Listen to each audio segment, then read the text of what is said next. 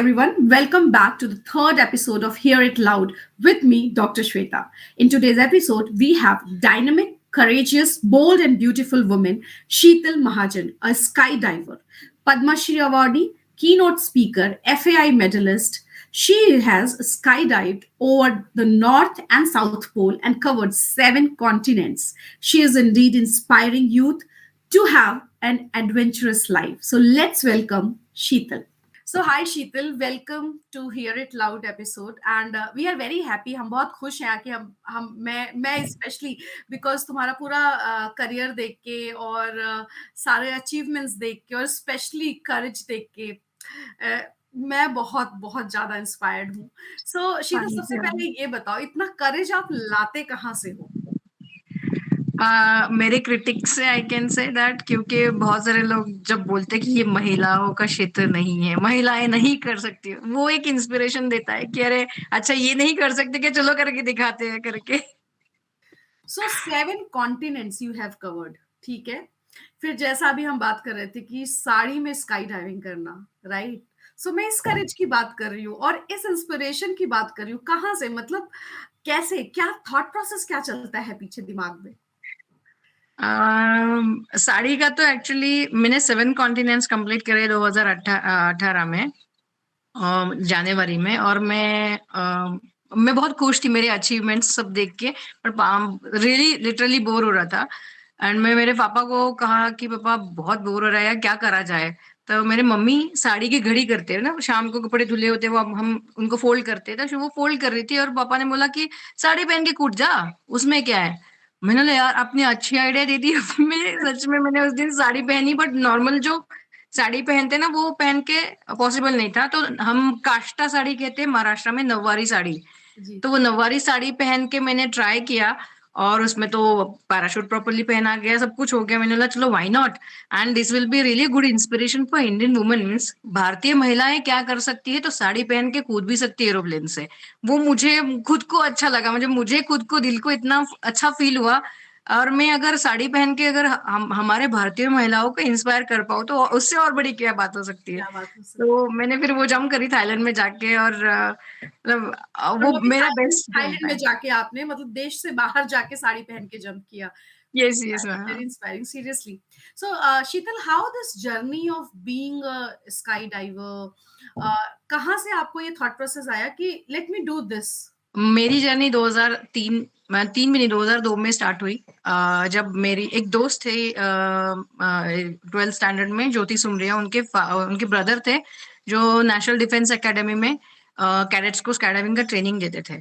तो हम उनको जनरली मिलते थे और उनके वजह से स्काईडाइविंग एटलीस्ट पता था. बट जब मैंने वो जो मेरे फ्रेंड के भैया थे स्क्वाड्रन लीडर कमल सिंह ओबर, उनका टाइम्स ऑफ इंडिया के फ्रंट पेज पे फोटो देखा, तब मुझे ऐसा लगा कि भैया मैं इनको तो बहुत अच्छे से जानती हूँ, उन्होंने ऐसा क्या काम कर दिया कि इनका टाइम्स ऑफ इंडिया के फ्रंट पेज पे फोटो आया. तब पता पड़ा कि ये वो पहले भारतीय पुरुष है जिन्होंने नॉर्थ पोल और साउथ पोल पे स्काई डाइविंग करी है. और उसी टाइम वो स्काई डाइविंग करके आए थे और इसलिए उनका आर्टिकल आया था.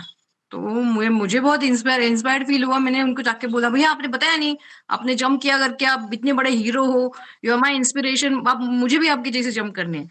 बट मुझे ये नहीं पता था कि मेरे जैसे ऐसे 100 बच्चे उनके पास जा रहे थे ये सब बोलने वाले कि आई एम इंस्पायर्ड, मुझे भी जंप करनी है. उनको लगा हाँ शीतल भी ऐसे ही मतलब इंस्पायर्ड किड है. ठीक है 10 दिन में सब, मतलब कोई फॉलो नहीं करता ऐसे. हमें बहुत सारी चीजों में लगता है अरे कोई स्विमिंग कर रहा है उसको देख के लगता है कि अरे हम भी स्विमर बन जाए, कोई फिटनेस का करता है हमें लगता है हम भी फिटनेस में कुछ करें. वैसे बहुत से लोगों को लगता ही है, वैसे मुझे भी लगा ऑनेस्टली. बट कमल सर को लगा कि ये फॉलो नहीं करेगी. पर मैं 1.5 साल आई चेस्ड हिम कि सर प्लीज बताओ ना, नॉर्थ पोल कैसे गए थे, साउथ पोल कैसे गए थे, मुझे भी साउथ पोल नॉर्थ पोल पे कूदना है. तो मैंने पता है तुझे स्काई डाइविंग होता क्या है. मैंने कहा हाँ देखा है मैंने आपको, हेलीकॉप्टर से आप जंप मारते हो, पैराशूट लेके कूद जाते हो, नीचे लैंड कर देते हो. तो बोलते इतना ईजी है क्या. मैंने कहा हाँ दिखता तो उतना ईजी है, मुझे भी करना है. तब पता पड़ा रेचल मैम ने भी उनके साथ स्काई डाइविंग करी नॉर्थ पोल पे. तो बट उसमें 650 उन्होंने प्रैक्टिस करी थी. कमल सर की भी 800 से ज्यादा जंप थी. तो मैंने उनको पूछा मुझे बताओ ट्रेनिंग कहाँ लेनी है. तो उन्होंने बोला इंडिया में ट्रेनिंग नहीं हो सकती, तुम्हें इंडिया के बाहर जाना पड़ेगा, ट्रेनिंग के लिए भी खर्चा बहुत है. तो फिर मेरे दिमाग में बोलते ना कांडी ख्याल आया एक चु चुल कहते हैं उसको कि सब लोगों ने ट्रेनिंग लेके जंप करा है, मैं बिना ट्रेनिंग कर मतलब कूद के दिखाऊँगी। और वो जुनून इतना था कि मैंने कमल सर को जाके बता दिया कि सर आपने और रेचल मैम ने भी स्काई डाइविंग करी है नॉर्थ पोल पे, तो मुझे ना बिना किसी ट्रेनिंग के करना है। Is it possible? बोलते हैं हाँ पॉसिबल है, बट उसके लिए परमिशन नहीं मिलेगी। मैंने कहा सर ट्राई तो करते, नहीं हुआ तो नहीं हुआ, बट ट्राई करने में क्या हर्ज है? फिर जिन ऑर्गेनाइजर्स के थ्रू वो गए थे नॉर्थ पोल, उनको पूछा, उन्होंने हाँ बोला। फिर उसके खर्चा 15 लाख से भी ज्यादा था। मेरे पापा की सैलरी 18,000 थी। मेरे पापा ने बोला बेटा, घर पे एक्चुअली ये सब चीजें पता ही नहीं थी। जब घर जाके बताया पेरेंट्स को कि मुझे नॉर्थ पोल पे जाके स्काई डाइविंग करनी है, मैं फादर से, बेटा हमारे खानदान में कोई एरोप्लेन में बैठा नहीं है, तुम्हें उसमें से कूदना है, पूछना भी मत ये सब चीजें, मतलब हम परमिशन ही नहीं देने वाले। मैंने बोला यार अब क्या करूं? फिर मैं कमल सर से मिलवाया मेरी फैमिली को, और मैं फैमिली को कन्विंस्ड, और फिर पूरा प्लानिंग हुआ नॉर्थ पोल जाने का। एंड 18 अप्रैल 2004 को मैंने मेरी जिंदगी की पहली जंप बिना किसी ट्रेनिंग के वाह, नॉर्थ पोल पे करी, और दुनिया की पहली महिला बनी जिन्होंने ऐसे बिना किसी ट्रेनिंग के जंप करी थी वाह नॉर्थ पोल पे। शीतल। और आपने ये प्रूफ किया कि किसी की सुनना नहीं, अपने दिल की सुनो और कर दिखाओ यार, एक्चुअली हो जाएगा, हो जाएगा। और इतने सिंपली तुम बता रही हो इस चीज को, इतनी ऐसे सॉफ्टली बता रही हो ना, मक्खन की तरह, जैसे कोई प्रॉब्लम ही नहीं आई और कुछ हुआ ही नहीं, और बस तुम अरे सीरियसली। नहीं, बहुत प्रॉब्लम्स आई ऑनेस्टली। जाने के 1 महीने पहले मेरा एक्सीडेंट हुआ, यहाँ पे 12 स्टिचेस पड़े थे गाड़ी के। मतलब मैं स्कूटर चला रही थी, और एक छोटा सा पिक का बेबी आ गया। और मुझे मतलब दूसरे दिन पता पड़ा कि मैं हॉस्पिटल में हूँ, इतने बाल कटे हुए हैं, यहाँ पे स्टिचेस आए हैं, और डॉक्टर ने कहा कि ये कहीं नहीं जाएगी। मैंने ना डॉक्टर जी मतलब ये मत बताओ कि मैं कहीं नहीं जाऊंगी, मैं जा रही हूँ, मुझे नॉर्थ पोल पे जाके जंप करना है। बट कोई बिलीव ही नहीं कर पा रहा था कि मैं जा सकती हूँ, कर सकती हूँ। एक मतलब आई विल से मेरे साथ 2 लोग बहुत कॉन्फिडेंटली खड़े थे, वो थे मेरे फादर और दूसरे कमल सर। ये दोनों ने दोनों को विश्वास था कि ये कर पाएगी, ये कर सकती है। तो वो एक कॉन्फिडेंस, मतलब मेरे फादर को जो था ना कि ये कर पाएगी करके, और हम कहते ना मेरा बापू मेरे साथ खड़ा है, बाकी मुझे किसी की जरूरत नहीं है वो कॉन्फिडेंस था। राइट। सो ये बताओ शीतल, इसी पे मेरा सेकंड क्वेश्चन है कि ऐसे कुछ अनहर्ड फैक्ट्स और इंसाइट्स जो स्काई डाइविंग्स में होते हैं और हमें जनरल पर्सन को नहीं पता होता है। एक्चुअली उस टाइम पे मतलब जब मैंने जंप करी तब स्काई डाइविंग करते टाइम 2 पैराशूट्स होते हैं आपके पास, एक मेन पैराशूट और एक रिजर्व पैराशूट। और उस टाइम पे रिजर्व पैराशूट आपके पेट पे, टमी पे होता था, एक छोटी सी बैग। और अगर नॉर्मल पैराशूट खोलने के बाद ऊपर पैराशूट को देखना है ठीक ठाक खुला है, फटा तो नहीं है, रस्सी वगैरह सब कुछ ठीक है। अगर वो उसमें कोई प्रॉब्लम है तो पेट पे जो दूसरा लगा होता है बैग, उसको खोलना है और उसमें से दूसरा पैराशूट निकालना है। आज आज टेक्नोलॉजी एडवांस हो गई, ऑलमोस्ट मैं 18 साल पहले की बात कर रही हूँ। रेचल मैम के तो टाइम पे बहुत भी उस टाइम पे ये सब कुछ नहीं था ऑनेस्टली, बट मैंने भी मेरी फर्स्ट जंप करी तभी भी ये सारी टेक्नोलॉजी नहीं थी। बट मैंने मेरी पहली जंप करी, और उस टाइम पे मुझे ये पता पड़ा था सिस्टम क्या होती है। बट अभी नाउ डेज पैराशूट जो होता है उसमें 2 पैराशूट होते हैं, मतलब पैराशूट के बैग में ऊपर वाला पैराशूट जो होता है रिजर्व पैराशूट होता है, जिसमें इमरजेंसी पैराशूट कहते हैं, और नीचे वाला जो होता है उसको मेन पैराशूट कहते हैं। सो जब हम जंप करते हैं, फ्री फॉल के बाद पैराशूट खोलना होता है, उसके बाद मेन पैराशूट खुलता है। और अगर उसमें कोई माल फंक्शन है, खुला नहीं है, फटा है, कुछ भी प्रॉब्लम है, तो उसमें 2 हैंडल्स यहीं पे लगे होते हैं।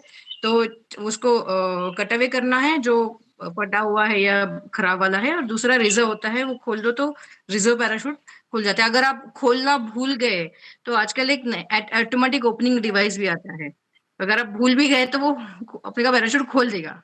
तो अच्छा, एक ये टेक्नोलॉजी ने बहुत फैक्ट है। हेल्प कर दिया है जो आपके टाइम पे नहीं था उस वक्त। यस यस यस और यस। रेशल मैम के टाइम पे आप बता रहे हो और डिफिकल्टीज थी। More difficult actually, and I hats off to her. She has done 650 jumps in that time. मतलब उनके पूरे करियर में इट्स अमेजिंग।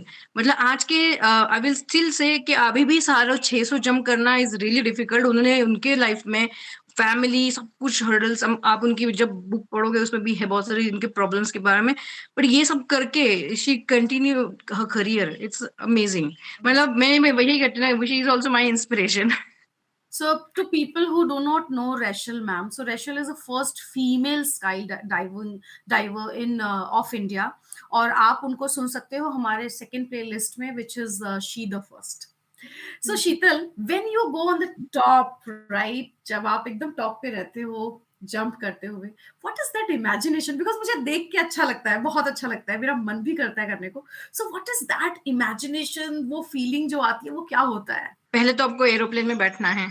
एक सर्टेन हाइट, मतलब जनरली हम 13,000 फीट से जंप करते हैं। 13,000 फीट पे जाने के बाद दरवाजे में जब एरोप्लेन के बैठते हैं ना, तो पहले लगता है कि क्यों मैं क्या पागल हूँ, यहाँ पे क्यों आई हूँ। ये वो फीलिंग आती है कि अरे, मतलब मैं पहले हर हर स्काई डाइवर जो हर इंसान जो स्काई डाइवर बनना चाहता है और पहले 5-6 जंप में उनको ये फीलिंग आती है।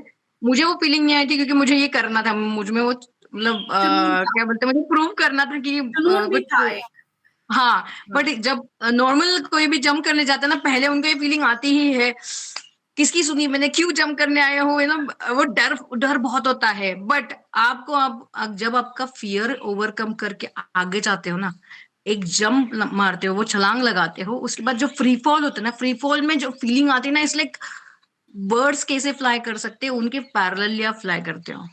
वो फीलिंग है ना, अनबीटेबल है। मतलब वो आपको जंप करके ही मिलेगी।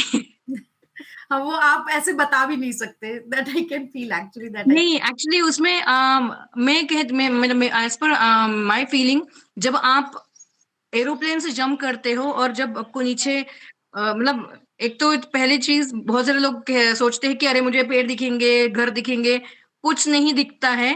तब हमारे दिमाग में एक ही होता है कि मैं जंप किया, मैं भगवान मेरा पैराशूट खोल देना और मुझे ठीक से उतार देना, है ना, वो फीलिंग आती है। बट जब आपका पैराशूट खुलता है और आप पैराशूट खुलने के बाद फ्लाई करते हो, तब एक कॉन्फिडेंस आ जाता है कि यार मैं एरोप्लेन से कूद सकती हूँ तो कहीं से भी कूद सकती हूँ, मैं कुछ भी मेरे लाइफ में मैं एडवेंचर कर सकती हूँ, और वो कॉन्फिडेंस आ जाता है। जब आपके फियर को आप ओवरकम करके लाइफ में आगे जाते हो ना, तो वो कॉन्फिडेंस आपको, हर चीज का कॉन्फिडेंस उसमें बूस्ट होता है। और ऑनेस्टली टेक माय वर्ड्स, आप जिस दिन जंप करोगे, आप नीचे आने के बाद अपने आप को शाबाशी दोगे कि अच्छा हुआ मैंने जंप किया, अगर मैं ये जंप कर सकती हूँ तो कुछ भी कर सकती हूँ मेरी जिंदगी में। और पता है शीतल, आपकी आपका जो ये पैशन है ना, और जो खुशी आप अपने करियर को कितना एंजॉय करते हो, वो आपकी आंखों से और आपकी बातों से भी पता चलता है. Thank you. अब ये बताओ आप that what was that feeling when you were awarded for the fourth highest civilian award, Padma Shri, by President of India? And it's a big thing. It's a big thing. Actually मुझे honestly पता नहीं था ये award के लिए मेरा नाम चुना गया है। मैं पुणे में, जैसे दिल्ली में जनपद है ना, वैसे पुणे में एक तुलसी बाग करके एरिया है। मैं शॉपिंग कर रही थी, घर के पर्दे, ये सब शॉपिंग चल रहा था, और एक फोन आया कि आपका नाम पद्मश्री पुरस्कार के लिए चुना गया है, आप स्वीकारोगे क्या। हम्म. मैंने बोला ऐसा कौन फोन करता है, मतलब ऐसे फोन आता नहीं जनरल, मतलब मुझे नहीं पता था प्रोटोकॉल क्या है। मैंने बोला हाँ सर, आप दोगे तो मैं ले लूंगी। अब क्या बोलूं ना, मना कौन करेगा। तो फिर उन्होंने बोला और एक आपको फोन आएगा। मैं फिर उस वो फोन रखने के बाद मेरे फादर को फोन करा कि ऐसे ऐसे फोन आया। तो बोलते अरे ये मजाक कर रहा होगा कोई, ऐसा कोई फोन वोन, मतलब वो न्यूज में आता है, ऐसे थोड़ी कोई फोन करके बताता है। मैंने ठीक है। फिर दूसरा फिर से फोन आया, उन्होंने बोला कि आप स्वीकारोगे। मैंने कहा हाँ सर दे दो ना, मैं तो यार कब आना है बताइए करके, ऐसे टाइप में बदतमीज, literally you can say that. But मुझे लगा सच में कोई प्रैंक कर रहा है। फिर बाद में थोड़ी देर बाद न्यूज में आ गया था कि पद्मश्री पुरस्कार के लिए चूज करा है। बट वो, मैं ये उस स्टोरी क्यों बता रही हूँ, क्योंकि एक्सपेक्टेड ही नहीं था। क्यों, रीजन, मुझे मैंने जितने स्काई डाइविंग करी थी उसके पहले उसमें दो ही जंप थी। नॉर्थ पोल पे स्काई डाइविंग करी थी और साउथ पोल पे स्काई डाइविंग करी थी। उसके बाद मैं यूएस गई थी, अमेरिका, 250 जंप का ट्रेनिंग किया। और उसके बाद मेरी शादी हुई, बच्चे हुए, विंग सूट, और मैंने मेरा कमबैक बच्चे होने के बाद विंग सूट फ्लाइंग करके किया था। एंड मैं पहली भारतीय महिला बनी जिन्होंने विंग सूट फ्लाइंग किया था। और मैं प्लानिंग कर रही थी आगे जंप्स का, और ये सडनली ये फोन आया। मतलब गवर्नमेंट के साइड से कोई चीजों में मुझे सपोर्ट नहीं मिल रहा था। मतलब कहीं परमिशन चाहिए, कुछ प्लानिंग कर रहे हैं उसके लिए। तो मुझे ऐसा लगा कि मतलब ये सच में ये सपोर्ट गवर्नमेंट तो से, दे नहीं रहे तो फिर पद्मश्री क्या देंगे? हाँ, मतलब बाकी का सपोर्ट नहीं मिल रहा है, इतना बड़ा अवार्ड के लिए कहाँ से और कौन मेरा नाम, मतलब उसमें भी आपको रिकमेंड करना पड़ता है। और वो हुआ, मतलब मुझे तो शॉकिंग था। मेरे घर वालों ने, my father said honestly that day कि ये तूने जितना हार्डवर्क करा है ना, उसका ये तेरा रिसीट है, बोलते हैं ना, हार्डवर्क का ये हम मराठी में कहते हैं पोच पावती। मतलब आपने जो, आपको शाबाशी मिल रही है ये। शाबाशी तो मिली। मैंने बोला बट ये शाबाश की जिनकी वजह से मिल रहा है, मतलब मेरा नाम किसने भेजा पहले तो, और ये सब चीजें हुई कैसे, मतलब ये मेरे लिए मिरेकल था। एंड एक बहुत बड़ा हैप्पीनेस था ये मतलब पद्मश्री पुरस्कार बहुत बड़ी शाबाशी है किसी भी प्लेयर के लिए, या आपने जो काम करा है आपके फील्ड में स्पोर्ट्स में, उसके लिए वो मिलता है। और मैं I am the youngest Maharashtrian woman to get that. तो मुझे और ज्यादा प्राउड फील हो रहा था कि एंड एडवेंचर में मिलना स्पेसिफिकली। एंड मुझे पता था रेचल मैम को मिला हुआ है। मैं इनफैक्ट रेचल मैम को मैं पहली बार जब मिलने गई थी, मैम ने मुझे उनका मेडल दिखाया था, मैं वॉल पे लगा हुआ था, सब देखा था। सो कभी नहीं सोचा था कि मैं पद्मश्री पुरस्कार मुझे मिलेगा जिंदगी में। बट वो एक शॉकिंग हैप्पी मोड था, जोर का झटका धीरे से लगे वो टाइप मोमेंट। राइट। शीतल जी, और जैसे आपने स्टार्टिंग में बोला कि पेरेंट्स पहले रेडी नहीं थे कि भाई हम तो फ्लाइट में बैठे नहीं है तो तुम कूदने की बात कर रही हो, बट जब आप फर्स्ट टाइम जंप किए और घर वापस आए, so what was the reaction of your parents? Actually जाने के पहले ही पूरा सीन हो चुका था, बिकॉज मेरे पेरेंट्स तैयार नहीं थे। इसका कारण हमारे प्यारे रिलेटिव्स जो होते हैं ना हमारे आसपास, हाँ, पेरेंट्स से ज्यादा बेटी की शादी की चिंता या करियर की चिंता पेरेंट्स को नहीं होती, बट रिलेटिव्स को ज्यादा होता रिलेटिव्स को ज्यादा है। होती है। वो सीन था हमारे घर पे भी, क्यों भेज रहे हो, अकेली लड़की है, हाथ पैर टूट गया तो शादी कौन करेगा, वो मोमेंट था। और उसमें सडनली मैं जा गई और उधर जंप भी करी। तो मैं आने के पहले, इंडिया पहुंचने के पहले ही मेरे रिलेटिव्स ने उनको घेर लिया। अरे बहुत अच्छा, आपकी बेटी ने ये करा। तो उनको तो कैसे रिएक्ट करना वही समझ में नहीं आ रहा था। जब मुझे एयरपोर्ट पे मिले मेरे फादर और मदर, हम तीनों इतना रोए हैं, मतलब कोई बिलीव नहीं करेगा। हम मतलब it's amazing moment of life. But उनका एक ही था कि मेरे फादर ने कहा कि मुझे पता था तू कर सकती है, पर मैं मदर वाज लाइक कि मुझे नहीं लग रहा था कि तू कर पाएगी, क्योंकि मतलब महिलाओं का क्षेत्र नहीं है, तू जा रही है। और बहुत सारे लोगों ने उसको फीडबैक दिया था कि मैं तो पहली बार जिंदगी में एयरक्राफ्ट में बैठी और फ्रिज का बर्फ छोड़ के कभी बर्फ नहीं देखा था। तो ये माँ समझ सकती है वो फीलिंग को। उसको लग रहा था कि इतने माइनस टेम्परेचर में तू कैसे जाएगी, वहां पे जाके कूदना है ऊपर से -40 में जाके, कुछ प्रॉब्लम हो गई तो कैसे फेस करेगी। बट मैं सब मैनेज करके आई। तो मतलब तब से माई मदर इज लाइक, मैं अभी उनके लिए मैं 7वें आसमान पे चढ़ा के बैठते रखते। राइट। मैं ना आपके इंस्टाग्राम फीड्स को देख रही थी, and then I got to know that you are mother also, right? Twins, yes. Twins, yes. आपके बेटे, बिकॉज़ हम हमेशा कहते हैं आप अपने बच्चों को कैसे सपोर्ट करते हो, लेकिन आपका करियर क्योंकि बहुत अनकन्वेंशनल है, जैसा बोला महिलाओं का क्षेत्र नहीं है, ये एक बहुत टैगलाइन है जो स्पेशली और ऑल ओवर वर्ल्ड चलता है। ये ऐसा नहीं है, पहले मुझे लगता था कि सिर्फ इंडिया में ऐसे बोलते हैं कि लड़की हो ये काम नहीं करोगी, लड़की हो वो काम नहीं करोगी, लेकिन ये ऑल ओवर वर्ल्ड चलता है कि being a woman you can not do this, being a woman ये तुम्हारा फील्ड नहीं है। जैसे मैंने यस। आज ही एक और इंटरव्यू लिया, शी द फर्स्ट में, first auto driver, auto rickshaw driver female, right? So ये जो महिलाओं का क्षेत्र नहीं है, और फिर भी शीतल ने कर दिखाया। रिश्तेदार जो कह रहे थे क्यों भेज रही हो, आके आपके पेरेंट्स को हक कर रहे हैं, मिल रहे हैं, अरे फोटो खिंचवाना होगा शायद, हाँ, भी होगा, राइट? अब आपके बच्चे आपको कैसे सपोर्ट करते हैं? they are the ones like jealous. मम्मा, you are the only one in the house having fun. मतलब ना नाना एंजॉय कर रहे, ना नानी, ना दादा, ना दादी, ना पप्पा। हम ये 5 लोग भी बैठे हुए हैं, हम दोनों उसमें एडिशन। और तुम ही अकेली हो, घर के बाहर जाती हो, एरोप्लेन में बैठते हो, you are living your life. हम लोग तो ऐसे ही वेले बैठे हैं। मैंने बोला भैया मैंने बोला तुम छोटे हो। तो नहीं नहीं नहीं, कोई छोटे वोटे नहीं, हमें स्काई डाइविंग करनी है। और वो मानते ही नहीं थे, मतलब देवर 6-7 दैट टाइम। और तब से कुर्सी पे चढ़ के कूदेंगे, कबड़ पे से एक बार कूद गया, तो पूरा ब्लैक हो गया था एक साइड फेस का। मैंने बोला भाई कूदना मत। एक बार बालकनी से कूदा है, वो भी मतलब लगा है, उसमें भी नी में लगा है। तो ये सब टांट्रम मंकी जैसे चलते थे। तो फाइनली मुझे 2019 में उनका 10th बर्थडे हमने सेलिब्रेट किया। उन्होंने भी दोनों ने स्काई डाइविंग करी है। और तब उनका थोड़ा सा शांति हुआ कि हाँ mamma, at least we know now what is sky diving and we can tell our friends कि हमारी मम्मा जैसे जंप करती है वैसे जंप हमने भी करी हुई है। And they are youngest twins of India जिन्होंने स्काई डाइविंग करी एज ऑफ 10।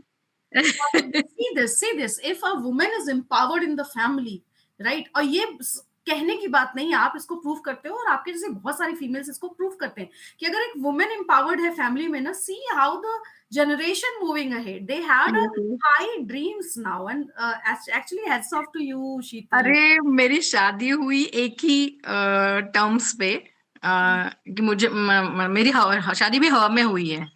मंगलाष्टका फेरे कन्यादान सब हवा में हुई है, 700 फीट जमीन से 700 फीट ऊंचाई पे।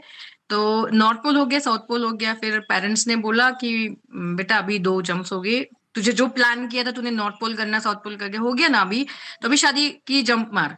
मैंने बोला ओके, मैं शादी की जंप मारती हूँ, बट एक ही शर्त है, बंदे को स्काई डाइविंग पता होना चाहिए और या फिर उसने करा हुआ चाहिए। तो वो बेचारे ढूंढ रहे थे लड़का, वो मिला नहीं 6 महीने तक। बट मैं फॉर्चुनेटली टचवुड माय हस्बैंड है, उन्होंने स्काई डाइविंग करी हुई थी, वो फिनलैंड में रह रहे हैं। तो मैंने बोला ये सही बंदा है, इसको स्काई डाइविंग पता है, उसने खुद करी है ना, तो ये परफेक्ट है। उसको पता है कि हाउ इट फील्स, मतलब वो एड्रेनालिन रश आपको पता होना चाहिए। तो मैंने जब पहली बार बात करी, वो उतना ही इंथुजियास्ट था मेरे जैसा, जिसको मतलब स्काई डाइविंग करने का क्रेज है, एडवेंचर करना है। मैंने पापा को बोला फाइनल कर दो, इस बंदे से मैं शादी कर रही हूँ। फिर दूसरा दिमाग में कीड़ा आया, हवा में शादी करते फिर आई आस्क्ड माय हस्बैंड कि will you be interested, he was like yes. मेरे इन लॉज को पूछा, मेरे फादर इन लॉ बोलते हाँ हाँ वेरी गुड। मैंने बोला अच्छा है यार, सब लोग हाँ बोल रहे। प्लान कर दी, शादी हवा में कर दी। उसके बाद मतलब मैं अमेरिका ट्रेनिंग गई थी, ट्रेनिंग करके आई। मैं हस्बैंड से, मैं सच में ट्रेनिंग करके आने के बाद खाना बनाना सब चीजें डिफिकल्ट हो जाती थी। तो मेरे हस्बैंड बोलते थे क्या इतनी बड़ी बात है, 8-5 तो जंप करी है। मैंने बोला पैकिंग भी करा है, जंप करी है, इंसान थक जाता है।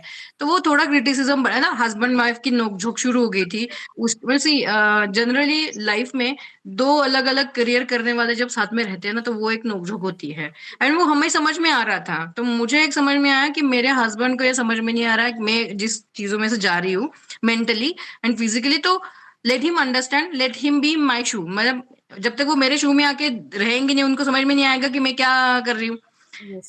तो मैं यूएस में एक बार ट्रेनिंग के लिए जा रही थी। मैंने बोला कि why don't you come with me. तो उन्होंने 2 महीने की छुट्टी ली ऑफिस से, मेरे साथ अमेरिका आए। उन्होंने देखा, तब मेरे हस्बैंड ने मेरे साथ 57 जंप्स करे।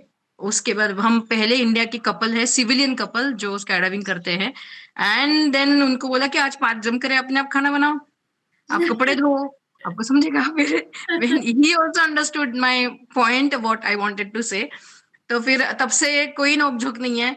मतलब घर वालों ने, मतलब इन लॉज ने भी और हस्बैंड ने भी बोल दिया जा सिमरन जी ले तेरी जिंदगी।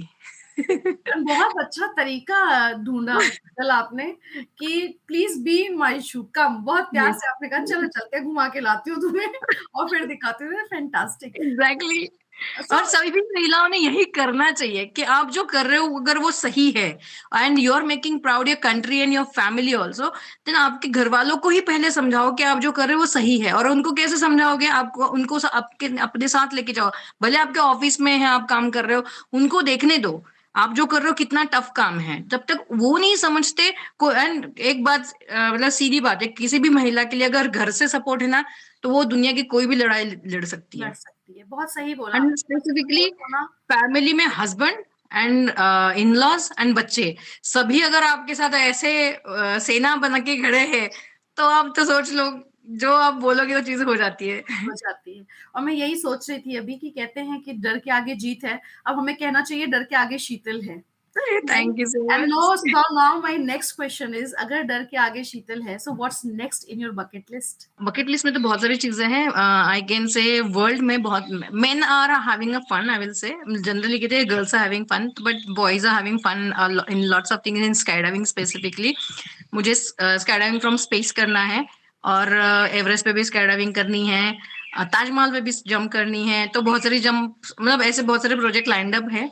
और very soon you will see, 2023 में ही है। Actually, congratulations and all the best. I would actually love to see and actually love to do once with you.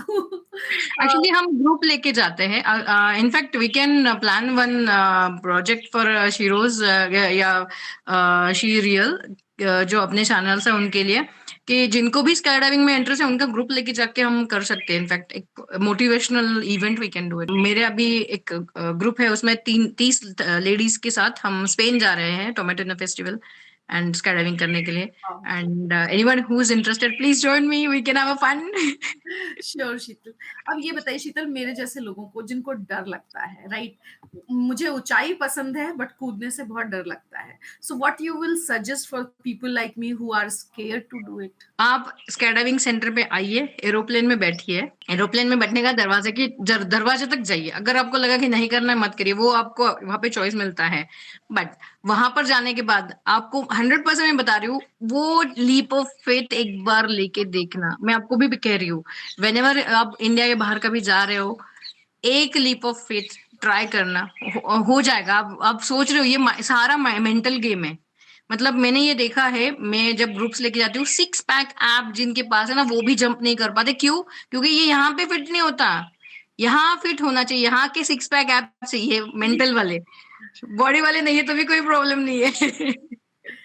Right, and seriously, Sheetal, I'm loving this talk. You're so inspiring, and especially आप बहुत प्यार से, मतलब अभी तक आपने अपना struggle नहीं बताया और मैंने पूछा भी नहीं एक तरह से, तो my next question is like कि इतने प्यार से, इतने मक्खन की तरीके से सारी चीजें बता रही हो, जैसे लग रहा है कि बस चुटकी बजाने की बात है।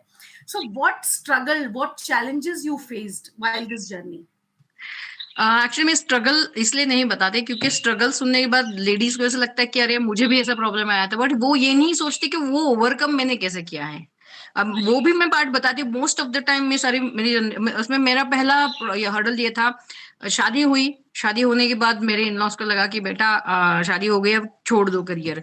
मतलब अभी जितना balanced married life, sky diving life दोनों एंड बिजनेस सब कुछ चल रहा है, वो इतना बैलेंस नहीं था। एक मोमेंट लाइफ में ये भी आया था कि ट्विंस बच्चे होने वाले हैं और घर वालों ने बोला कि बेटा एक बच्चा नहीं हो रहा, दो दो हो रहे हैं, अब तो स्काई डाइविंग छूट गई इसकी। मैंने सबको, मतलब मैं प्रेग्नेंट थी तभी भी, तब सबको बोला ये पिक्चर अभी बाकी है, इनको बाहर आने दो फिर देखना, मैं जा रही हूँ स्काई डाइविंग करने। तब तो पूरा बवाल हो गया, ये क्या बोल रही है, स्काई डाइविंग उसको छोड़ना पड़ेगा, बच्चे कौन देखेगा।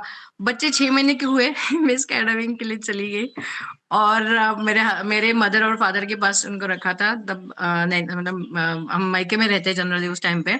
मेरी मदर भी मुझे बोलती थी, कैसी माँ है, इतने छोटे बच्चों को छोड़ के चली जाती है तू। मैंने बोला यार, मैं आज अगर स्काई डाइविंग मेरे करियर से क्विट करती हूँ ना, या फिर छोड़ देती हूँ, तो आप सोचो इंडिया में लड़कियां इंस्पायर कैसे होंगी। मेरी जर्नी यहाँ पे खत्म होने के लिए नहीं बनी है। तो तब फिर उनको ऐसा लगता था कि ये ज्यादा ओवर कर रही है, ये कर रही है। बट जैसे बच्चे बड़े होते गए, इन लॉज के यहाँ गए, या फिनलैंड में भी गए। मेरे husband lives in Helsinki, Finland में रहते हैं। तो मेरा मेरा खुद का फंडा ये है कि बच्चों को संभालने की जिम्मेदारी सिर्फ माँ की नहीं होती, हस्बैंड एंड वाइफ दोनों की होती है। Yes. तो मैंने मेरे हस्बैंड को बोला कि मैं जा रही हूँ स्काई डाइविंग के लिए। फिनलैंड में ही मैं स्काई डाइविंग की प्रैक्टिस करती थी। तो उनको बोला कि मैं जा रही हूँ, आप उनको संभालो। तो एक जंप के लिए उन्होंने संभाला, 2 जंप के लिए संभाला, फिर वो प्रैक्टिस हो गई उनको। तो मैं जब भी जंप करने जाती थी, he used to be there. फिर ऐसे करके वो प्रॉब्लम सॉल्व करते गए। बट मेरे इन लॉज का फिर भी डिसीजन ये था कि स्काई डाइविंग क्विट करना चाहिए क्योंकि बच्चों के ऊपर अब ध्यान नहीं दिया जा रहा है। तो मुझे एक बार बम्बू बड़ा बोलते हैं ना, झगड़ा हो गया। मेरे इन लॉज ने चॉइस दे दिया कि स्काई डाइविंग या फिर बच्चे एंड मतलब हस्बैंड। मैंने बोला स्काई डाइविंग, मैं जा रही हूँ। और मैं, यू विल नॉट बिलीव, मेरे बच्चे और हस्बैंड दोनों तीनों फिनलैंड में थे। मैं इंडिया वापस आई, मैं इंडिया में रही 1.5 साल तक। एवरी डे आई क्राइड क्योंकि मेरे बच्चों को, मैं 4 साल के ही थे, उनको देख नहीं पाती थी, उनसे बात नहीं हो पाती थी। तो मुझे पता है मैंने क्या सैक्रिफाइसेस करे हैं। बिकॉज आज मुझे पता है कि आज सबको एक शीतल हीरो दिख रही है, बट अगर वो मेरी जर्नी वहीं पे खत्म हो जाती ना, तो आज ये सारी चीजें नहीं कर पाती मैं। और मुझे ये पता था मेरे बच्चे मेरे इन लॉज के साथ और मेरे हस्बैंड के साथ परफेक्टली रहने वाले हैं। वो मतलब इनफैक्ट लाड़ प्यार से ज्यादा ही बिगड़ने वाले हैं। तो मैं हूँ नहीं हूँ। सी मेरा स्पेसिफिक, मुझे मुझे ऐसे लगता है कि आज इस मोमेंट पे मैं मर भी गई ना, तो मेरे बाद ये पूरा वर्ल्ड चलने वाला है, मेरा घर भी वैसे ही चलने वाला है जैसे चलता है। तो मैं उस मोमेंट पे घर छोड़ के चली गई, उसका इफेक्ट मेरे बच्चों पे हुआ ही है ना, मैं I agree with that. But उसका साइड इफेक्ट नहीं हुआ है, दे ग्रोन। मोर इंडिपेंडेंट हो चुके हैं। वो हर चीज में मम्मा मम्मा करके मेरे पल्लू के पीछे नहीं पड़ते। Now they know, they know cooking, they मैं खिचड़ी बनाना सिखाया है, वड़ा पाव बनाना सिखाया है, पाव भाजी बनाना सिखाया है। अगर मेरी बेटी होती तो मैं उसको सिखाती, तो वही चीजें मैं मेरे बेटों को भी सिखाई है। सो उनको भी इंडिपेंडेंट बनाया हुआ है। हर चीज उनको सिखा के उनके इंडिपेंडेंस करने के बाद, मतलब मेरे इन लॉज भी कहते थे कि शीतल ये गलत है, पर अभी वो कहते कि ये तूने बहुत सही करा। सही टाइम पे उनको ये मैच्योरिटी आ चुकी है। वो अपनी चीजें कंप्लेन नहीं करते वो अभी किसी चीज की, क्योंकि उनको भी समझ में आती है उनका रोल क्या है, उनको कितना इंडिपेंडेंट होना चाहिए। ये जनरली हमारे लाइफ में हमारे पेरेंट्स हमें 18 साल तक होने तक बहुत पैम्पर करते हैं, इंडियन कल्चर में स्पेसिफिकली स्पून फीडिंग ही करते रहते हैं। वो स्पून फीडिंग ज्यादा नहीं किया उनको। अब आज वो in fact my kids know how to invest money in share market, they are just 14 year old। So they are, I am not saying कि इनको सब कुछ आना चाहिए, बट वो उनका इंटरेस्ट है। दोनों को कोडिंग आती है, they are representing Indian sorry Finland in football. तो वो उनको वो जब खुद इंडिपेंडेंट हुए, इसीलिए वो कर पा रहे हैं। और ऐसा नहीं कि उन्होंने उनका बचपन सैक्रिफाइस करा है। फिनलैंड में अभी एक्चुअली वो हेलसिंकी फिनलैंड में पढ़ रहे हैं। और फिनलैंड एजुकेशन में आपको 7 साल तक हाथ में पेंसिल भी नहीं देते। आपको आपका बचपन एंजॉय करना है। फर्स्ट ग्रेड से 7th ग्रेड तक आपको पूरी एबीसीडी से लेके सारी चीजें पढ़ाई जाती है। और फिर उसके आगे आपका 7th से आगे फिर मैथ्स प्रॉपरली। और आप तो ये सब वहां पे पढ़ाई होने वाली थी।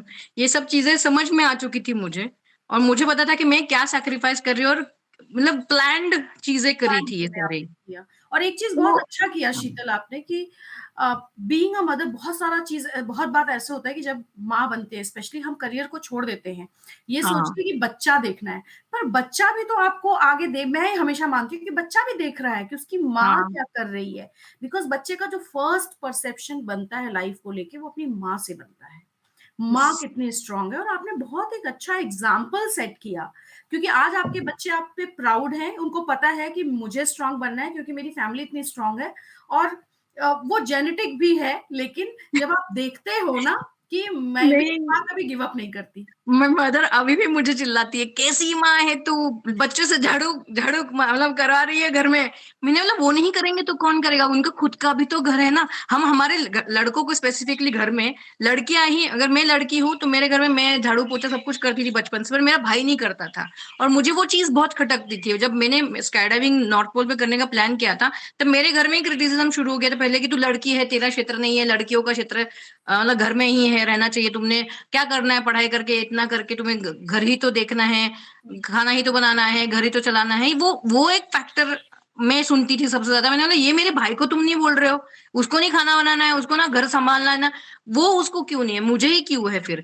तो वो फैक्टर मुझे लगता ऐसा लगता है कि मेरे माँ बाप ने मेरे भाई को वो नहीं समझाई थी चीजें, तो मैं समझा रही हूँ मेरे बच्चों को कि भैया खाना भी बनाना तुम्हारा भी काम है, जितना तुम्हारे बीवी का फ्यूचर में होगा। घर भी साफ करना है, सब चीजों का तुम्हारी भी जिम्मेदारी है।